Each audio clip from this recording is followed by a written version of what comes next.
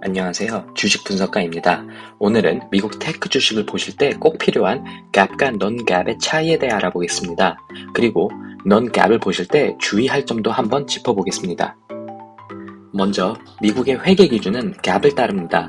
그래서 상장사들은 SEC에다가 매 분기마다 갭 기준으로 작성된 재무제표를 제출해야 합니다. non-갭은 이름 그대로 갭 스탠다드가 아닌 것입니다. 그래서 어떤 지표를 발표하는지 어떻게 계산하는지에 대한 정확한 룰은 없습니다. 그냥 회사들이 각자 원하는 지표를 알맞게 보정하여 발표를 하는 것인데요. 저희들은 우선 회계사가 아니기 때문에 너무 복잡한 규칙이나 갭 기준이 어떤지 이런 것보다는 non-갭 계산에 어떤 것들이 들어가는지, 어디에서 이 정보들을 얻을 수 있는지 등을 알아보겠습니다. 먼저 왜 non-갭 숫자들을 발표하는지부터 알아봐야겠죠. 많은 이유들이 있겠지만 일단 가장 중요한 건 회사의 연속성, 본질적인 운영 상태를 보여주는 것입니다. 회사가 운영을 하다 보면 여러 가지 일로 예상치 못한 큰 지출이나 회사의 운영 기조가 바뀌면서 매출이 크게 변화하는 일이 생길 수가 있는데요. 예를 들면 구글이 2018년에 $5 빌리언 달러의 벌금을 유럽연합에 낸 거나 구글이 환율 변동에 대한 보정을 한 매출액을 따로 공시하는 일, 아니면 이제 비디오 게임 회사들이 매출 외에 빌링스 넘버를 따로 알려주는 일 등이 있습니다.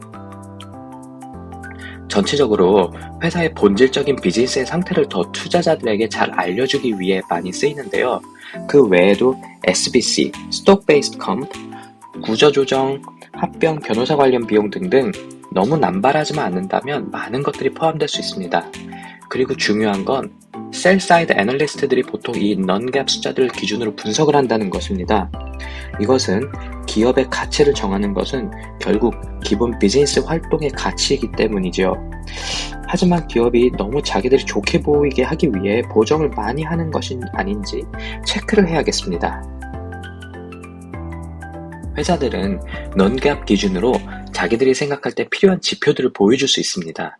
하지만 동시에 이 지표들이 갭 기준에서 어떻게 계산되어 왔는지 그 과정을 보여줘야 합니다. 테크 회사들이 이 지표를 많이 사용합니다. 갭 기준으로 수익이 안 나지만 non-갭 기준으로 보정을 하면 수익이 나거나 훨씬 손해가 적어지는 효과가 나오기 때문이죠.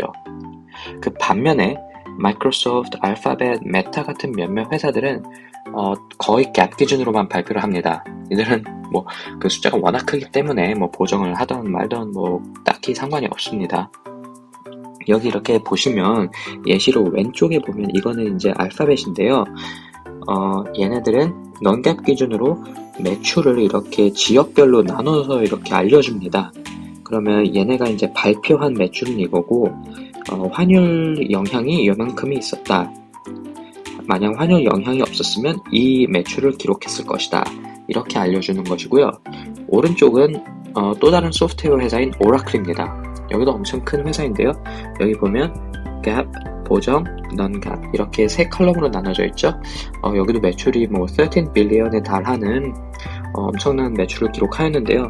여기서 이제 영업 비용을 이렇게 브레이크다운해서 보여줍니다. 그래서 원래 갭 기준으로는 9.3 빌리언의 영업 비용이 들었지만 non-갭 기준으로는 7.4 빌리언 달러밖에 안 들었죠. 그리고 그거를 보정하는 것이 이제 Stock Based Comp, 그 다음에 Amortization of Intangible Assets, Acquisition, 그리고 Restructuring Cost, 이렇게 네 가지가 있습니다. 그 중에 Stock Based Comp가 가장 큰 걸 알 수 있죠.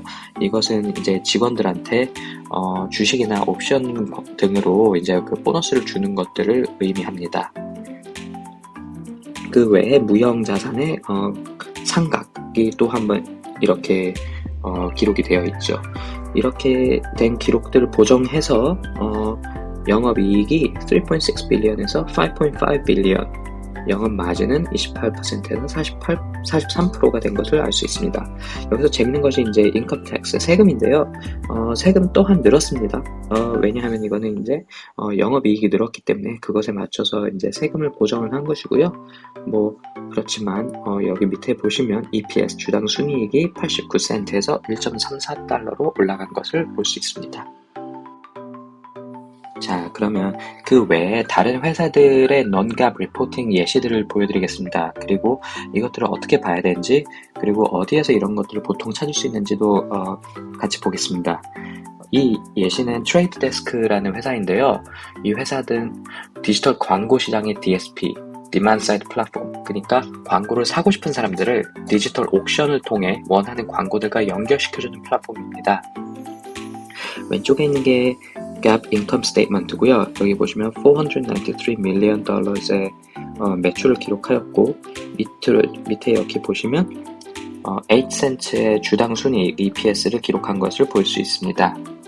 그 반면에 여기 오른쪽, 이게 이제 보통 8K에서 찾을 수 있는 non-GAAP 공시 자료인데요. 여기 보시면 GAAP diluted income이 0.08, 그러니까 8센트에서 non-GAAP 보정을 하면 non-GAAP diluted EPS는 33센트가 된 걸 볼 수 있습니다. 월 숫자의 거의 4배죠. 4배가 조금 넘습니다. 그리고 여기 보시면 GAAP net income에서 어떻게 non-GAAP net income으로 왔는지 이 과정을 보여주는데요. 이 회사는 하는 보정이 stock-based comp, 그 직원들한테 주는 주식이랑 옵션 관련 비용밖에 없습니다. 그리고 여기 위에 보시면 여기 net income에서 어떻게 adjusted EBITDA까지 가게 되는지 그 과정도 여기 보여주는 것을 알 수 있습니다. 자, 다음 보실 것은 알파벳인데요. 여기는 쿨합니다. 여기는 non-GAAP EPS 이런 거 없어요.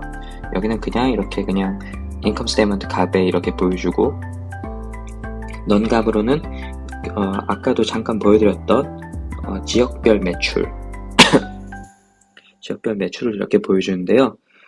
여기 보시면 $86 billion 매출을 기록했습니다. 이거랑 똑같죠.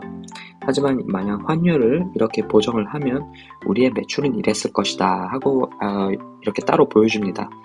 이번 분기에는 오히려 환율에 긍정적인 영향을 받았네요. 그래서 매출이 좀 올라간 것을 볼 수 있습니다. 그 외에는 이제 다른 회사들, 아까는 안 보여드렸는데 다른 회사들도 이거는 다 공시를 하거든요.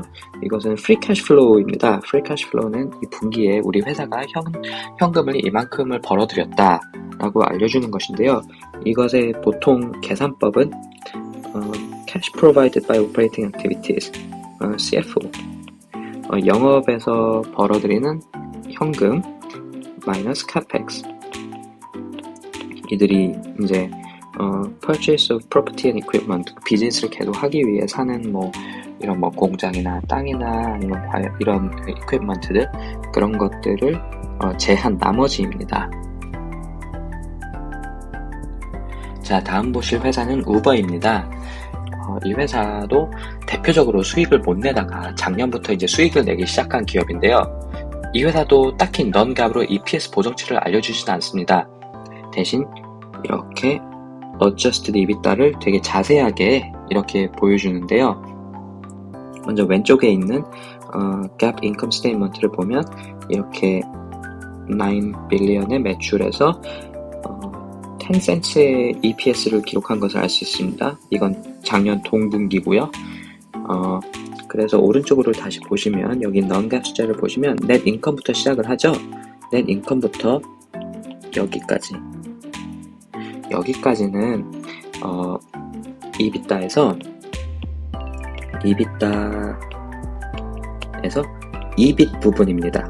EBIT 부분, earnings before interest and taxes 해서 여기 net income에서 이렇게 쭉 올라가서 여기까지 이제 다시 이제 숫자를 끌어올리는 거고요. 그 후에 depreciation and amortization은 다 부분입니다. 다 부분이 들어가고, 여기가 이제 adjusted 부분. 여기 보시면 stock-based comp 항상 들어가죠. 거기다 legal, tax, goodwill, acquisition 등등 이렇게 쫙 있어서 net income이 이렇게 adjusted EBITDA로는 이렇게 나오는 것을 볼 수 있습니다. 그리고 우버를 계속 보시면 우버는 그 외에도 이렇게 non-GAAP에서 운영 비용, 영업 비용이 이렇게 바뀐다 하고 각 부분을 자세하게 reconciliation 해주는 것을 볼 수 있습니다. 이렇게 해주면 사실 되게 편하죠. 그러면 이렇게 보시면 여기 operating expense에서 Operations and Support Reconciliation, Sales and Marketing Reconciliation, R&D Reconciliation, G&A Reconciliation 이렇게 각각 여기 이렇게 이 코스트 부분을 하나하나 이렇게 알려주는 것을 볼 수 있습니다. 그리고 아까 알파벳도 했었던 Free Cash Flow 그리고 이거는 이제 매출의 이제 Depreciation and Amortization이 어떤 효과를 냈는지 이렇게 또 알려주고 있습니다. 자, 다음은 이렇게 non-GAAP 숫자를 볼 때 몇 가지 주의해야 할 점을 알아보겠습니다. 이 회사는 데이터독이라는 최근 몇 년간 아주 핫한 소프트웨어 회사인데요. 기업들의 IT 인프라가 잘 작동하는지 모니터링 해주는 소프트웨어입니다. 자, 이 회사의 이렇게 GAAP 인컴 스테이트먼트를 보시면 여기가 1년 기준입니다. 1.67 빌리언의 매출을 기록하고도 수익을 내지 못했어요. 그래서 주당 16센트의 손해를 본 것을 알 수 있습니다. 근데 이 회사의 non-GAAP 보정을 보면 같은 기간 동안 98센트 이익을 본 것을 볼 수 있어요. Net income per share diluted 1달러에 가깝죠. 이 정도면 거의 환골 탈퇴한 수준인데요. 이렇게 되기까지 GAAP에서 non-GAAP으로 보정을 한 것을 보시면 여기 엄청난 액수의 Stock-based Compensation이 있는 것을 알 수 있습니다. 이거 아까 말씀드렸던 직원들한테 주식과 옵션 등등으로 보상을 해준 것인데요. 현금 대신. 재밌는 점은 이 회사가 같은 기간 동안 Free Cash Flow, 아까 현금 벌어들인 거라고 말씀드렸죠. Free Cash Flow 이 회사가 공시한 것을 보면 353 밀리언을 벌었다고 나왔어요. 21%의 Free Cash Flow 마진인데 이 회사는 동시에 363 밀리언의 현금을 아꼈습니다. 현금으로 보너스 주는 것보다 주식이나 옵션 등으로 준 거예요. 그래서 만약 이 회사의 Free Cash Flow 마진이 21%라고 하지만 Stock Based Comp를 까면 사실상 없다. 현금을 번 건 없다. 이렇게도 생각을 할 수 있습니다. 꼭 Stock Based Comp가 있다고 나쁜 건 아니지만 만약 이것이 너무 높거나 아니면은 이것이 점점 커지거나, 그러니까 스톡 베이스 컴프뿐만이 아니에요. 이런 보정하는 액수가 점점 커지거나 하면은 이런 것들은 좀 조심해서 봐야 됩니다. 그리고 또 다른 주의해야 할 점이 이제 밸류에이션인데요. 지금 이 테이블과 차트는 데이터독의 것을 다시 가져왔습니다. 지금 여기 밑에 테이블을 보시면 이건 2021년, 2022년, 2023년 예상치입니다.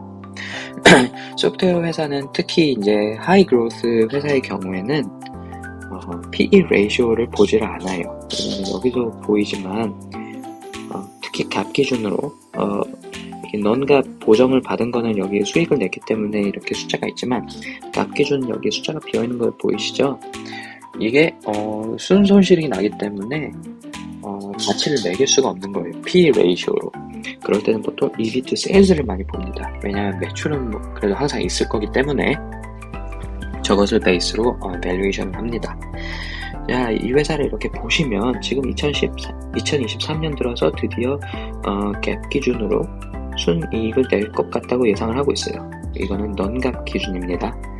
자, 아까도 보셨지만 2022년에 이 회사는 16센트의 손실을 기록을 했는데 non-GAAP 보정으로 그거를 98센트의 이익을 냈다고 알려주고 있어요. 보정을 하면 이렇게 플러스죠. 보정을 하면 이렇게 우리가 1달러에 가까운 EPS를 기록했을 것이다 하고 알려주는 것입니다. 자, 여기서 문제가 다른 어떤 회사들은 갭 기준으로만 이렇게 리포트를 할 수도 있어요. 아까 말씀드렸던 뭐 마이크로소프트라든가 알파벳이라든가 메타라든가 이런 회사들은 non-GAAP 보정을 상대적으로 덜 하거든요. 특히 PE 레이쇼에 가서는요. 그러면 이 회사들은 똑같은 값 기준으로 비교를 해야 맞는 건데 셀사이드들은 이런 하이그로스 소프트웨어 회사들의 경우 이렇게 non-GAAP을 이렇게 알려줄 경우에 non-GAAP 기준으로 밸류에이션을 합니다. 그러면 어떻게 되냐? 원래는 3,300배랑 비교를 해서 마이크로소프트랑 비교가 돼야 되는데 예를 들면 마이크로소프트는 이제 79배랑 비교를 하게 되는 거예요. 그냥 이렇게 표면적으로 봤을 때는 상대적으로 그러면 데이터도구가 싸 보이고 상대적으로 그러면 마이크로소프트가 비싸질 효과가 있습니다. 3,300배가 차이 3,300배가 아니라 7,900구나 이렇게 되니까요. 그런 면에서 갭을 쓰는 회사들은 손해를 볼 수 있기 때문에 이것도 잘 봐야 된다. 그냥 한 가지 예시로 이 79배가 또 어떠냐 하면은 제가 아는 어떤 한 펀드 매니저는 이 PE 레이쇼가 그것도 갭 기준으로 25배가 넘어가면 아예 그 회사는 거들떠 보지도 않는 그런 펀드 매니저도 있어요. 이 펀드 매니저가 좀 보수적이긴 한데 이런 식으로 보는 사람도 있습니다. 그래서 79배면 엄청 높은 거예요. 자, 아까 소프트웨어 이렇게 하이 그로스일 때는 EV to sales로 관리를 한다고 말씀을 드렸죠. 이 회사는 그때도 되게 높습니다. 이건 이제 2021년 아마 이때쯤이지 않을까 싶어요. 이때는 53배. 이건 또 약간의 그 컨텍스트를 드리자면 하이 그로스 그 소프트웨어 회사들이 10배에서 20배면 20배면 이제 이 회사는 성장 빠르구나 하는 정도인데 이 회사는 이 데이터도구는 53배까지 기록을 했어요. 그거는 마켓에서 그만큼 이 회사의 미래가 밝다라고 봤다는 겁니다. 비싸긴 하지만 그만큼 이 회사는 우리가 지금 당장 53배를 내더라도 매출의 53배의 가격을 내더라도 이 회사는 투자 가치가 있다. 이렇게 마켓이 생각을 했다고 보시면 됩니다. 코로나가 끝나면서 이제 2022년에 이게 쭉 내려가서 13배까지 내려갔어요. 와, 엄청나게 내려왔죠. 그러다가 지금 이제 2023년 예상치대로만 하면 지금 현재 거래되는 가격은 18배에 거래되고 있습니다. 이건 무슨 뜻이냐? 매출에 이렇게 예상을 했는데 그거에 비해 이 회사의 주식 가격은 훨씬 높게 올라갔다. 그래서 이렇게 멀티플이 이렇게 높아졌다. 이렇게 해석을 하시면 되겠습니다. 자, 오늘은 여기까지 하겠습니다. 만약 영상이 유익하셨거나 재미있으셨으면 좋아요와 구독을 눌러주세요. 주식 분석가였습니다. 감사합니다.